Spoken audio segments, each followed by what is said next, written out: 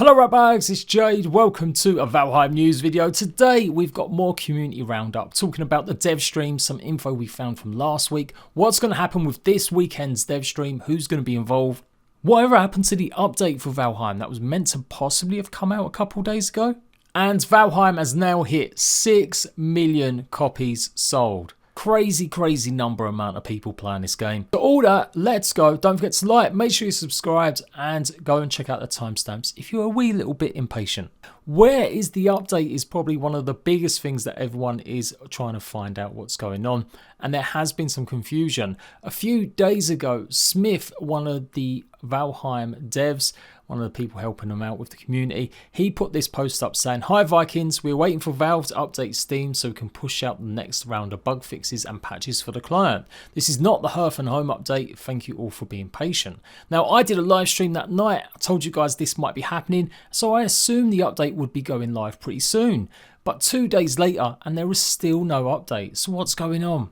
It looks like they actually were just pretty much letting people know what Richard had said on that day. "Sorry for taking time with the next patch. We're still waiting for a Steam update from Valve. Thanks for being patient." So effectively, that's what they were waiting for. Now, Valve, as far as I know, only really update as a weekly basis on Tuesdays. Some of you guys have said that other updates always come on Tuesdays and Thursdays. And generally, they do update for smaller things, bug fixes, hot fixes on a daily basis sometimes. But big rollouts are usually every week on a Tuesday. So pretty much, I think we're not actually going to get an update now until next Tuesday. Add to that most game developers can still update their game whenever they want, so it does seem a bit weird. Maybe they've actually been doing stuff on the test version of VALHEIM, and maybe that needs to be transferred over to the regular version, but they can't do that until Valve updates. That could be a possibility. So yeah, it's a bit confusing. They just simply said that there was no news about the update until it's ready. Kind of doubled down on that. No one else has mentioned anything about the update other than Richard saying that it's really nice that not everyone's been hounding and harassing him. Now, I don't want to be doing that for sure. I totally get it. But yeah, maybe don't mention anything about the updates until they're ready, or if you have got an actual date that you can push it out on. So let's take a look at that development news. Vikings, 6 weeks has passed since the release of VALHEIM. A lot has happened since. We have sold 6 million units and our community steadily growing bigger and stronger, which is absolutely fantastic. A lot of things are happening within Iron Gate too. We're still working from home, and although we miss our time together at the office, we're not letting that slow us down. We're very honoured to have the opportunity to take part in several interviews, from podcasts and gaming news outlets to Swedish television. It's been a hectic time, but worry not, we are of course still working on the game. Our program has since launched, worked hard, and still on high priority bugs and issues that has been reported by you players. For example, networking issues and balance tweaks to our most evil bug, the Death Squeeto. If you have any bugs to report, please do so here. There you can see the bugs we've fixed and are working on. We're currently waiting for a Steam update from Valve before we push our next patch. Thank you so much for your patience. So I guess they've addressed it there, but yeah, 2 days later, there's still no sign of that update. A lot of you reached out and asked about the roadmap. How's Hearth and Home coming along? Much of our focus has been on playtesting and bug fixing, but as things have calmed down since launch, we can spend more time working on our first big update. Our lead artist even graciously surprised us with a sneak peek. Actually, he didn't say surprised, but I just added that air.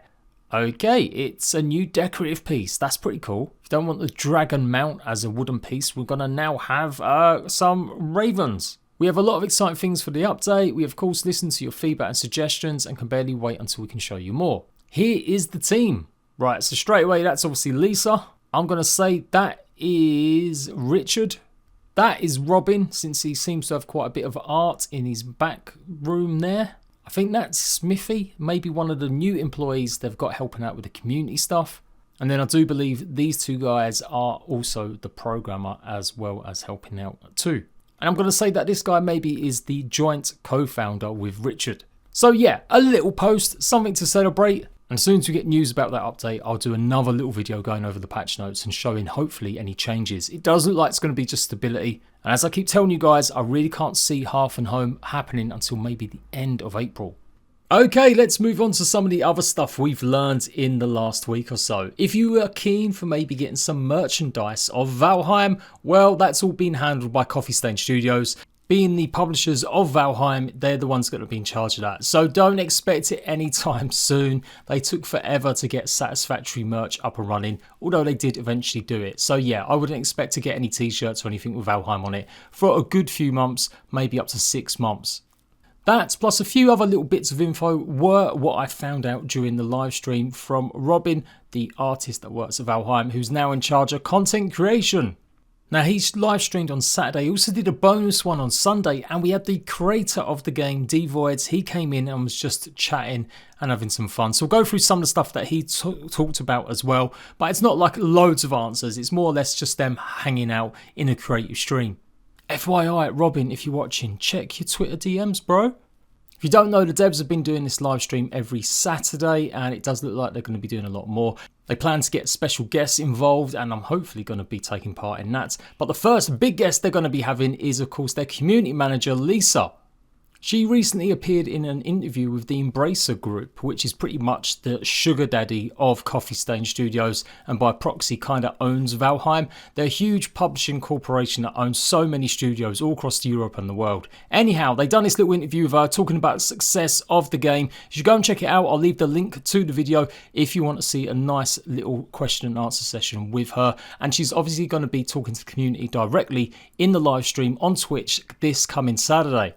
I'm not maybe fully expecting the guys to really map out every tiny update that's going to be coming next few weeks, but hopefully we will get a bit of a sneak peek at the home and hearth update, maybe a little few features that could be coming. A few things she did speak about during the interview was just the success and how horrifying but exciting it has been, and how she's going to be shifting away from doing the 3D art. She was actually in charge of some of the art, including the Lox Pie, the dark metal tools and weapons, as well as the Odin capes that were given to beta testers as a thank you. So she will be returning to that, but at the moment it's full hands-on with community management, taking on board all the feedback and operating all the social media channels. One day Lisa does have aspirations of operating and running her own game studio, and she studied quite a bit for that as well. So the future could be bright for this group of developers, but for now they're all pretty much happy doing certain things and helping out the company through pretty much one of the biggest success stories in years. The rest of the interview does go on to say how it was pretty chaotic, and 100,000 people in Discord has been pretty hectic. They went up from 5,000 before the game launched to that number. So all in all, it's a busy time for them. She puts the success of Valheim down to the cozy feel of the game. The art style is really nice and friendly too. And that's the kind of thing people have wanted to play during a pandemic. So if you want to try and see the future of Valheim maybe, or just get a chance to talk to the devs a little bit more directly, check out their stream. The links for the Twitch channel will be in the comment section, as well as this interview channel link too. The last stream, the devs didn't really go into too much detail other big things. It's kind of not that kind of situation. It's there just to hang out and see what they're up to. But hopefully they're going to get a bit more involved in showcasing community stuff, not just maybe art. It'd be good to see them do some base tours or screenshots of base buildings and stuff like that, or just any funny videos that they've come across. I think that's the kind of thing I think a lot of people would love to see, as well as the art. From my own little notes though, watching the stream, they spoke about the fact there wouldn't be any patch last week, and the way things are going, it does look like there won't be a patch this week either. Hopefully there may be one later today, but yeah, I just can't see it happening until next week now. Did go into detail a little bit more about the desync issue, particularly when you're playing multiplayer with other players, and how the devs really do kind of blame it on someone maybe not having a great internet connection. Now, I do have an issue with this.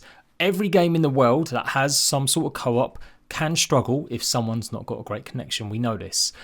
There are ways to get around this or to make life a bit easier though. Most games have some visual way to show that your connection isn't great. So if you're in a game with 10 other people, 8 other people, you clearly see by the 3 bars, if it's green or red or orange, that someone doesn't necessarily have as good a connection as you, and then you can think about whether or not they're going to be included in your session. That might be the only way you can get around it, or hopefully reduce someone's poor connection, bringing the whole server down. And this is something I think the devs probably need to invest in. If they're saying they can't really do anything about people's bad connections, then they should at least find a way to show and represent in-game who has actually got a bad connection. That would help a lot of people if they're hosting the game, they've got people joining their worlds and it's causing a lot of lag. That would definitely do it. And that's something that most other games do. You think about Minecraft, it's got a connection bar. Call of Duties and shooters all have that kind of stuff as well, so you know if you're playing in some mad Mexican based place, you get the idea. I still think there's lots of work to be done. I don't really hold it that there's nothing they can really do. It's just part and parcel. If you say your game's multiplayer and co-op, then you've got to have better systems in place to make sure players can play with each other. But certainly they should definitely look into finding a way to show people who's got a bad connection. They did speak a little bit as well about like routers, certain routers in certain countries affecting it a lot as well, which they found. And they also spoke about possibilities of other stuff. Now, armour stands, maybe, but it's not high priority. It doesn't look like that would be happening anytime soon in the coming months, but it could potentially happen. If you was desperate to get hold of that Odin armour set, you will not be able to. It was purely just there for a thank you for the beta testers. They've got no plans to sell it as DLC in the future. And they have spoke a little bit about grass roofs, something they've talked about in the future, but maybe not, again, expecting it anytime soon. So effectively stuff that's a bit different from just the thatch, maybe make it look a little bit more green or a little bit more colourful for your roofs. And then in the second stream on the Sunday, they spoke a bit about some of the bugs that had affected the game and some of the meta in defeating bosses.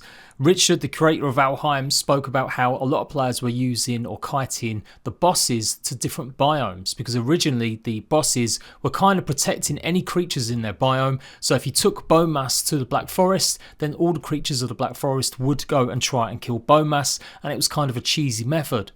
So they changed that, and that's why the creatures now act very differently from what they used to in the beta. So that was a method, but they got rid of it because it was just a bit too boring for people, just redoing that same method all over every time. Another example Richard gave was that when Modal was being fought, it would go nuts on a wolf nearby as well, and it would go searching and looking for any wolf to go and kill, and you'd be fighting it and you wouldn't be able to go and chase it or take care of it.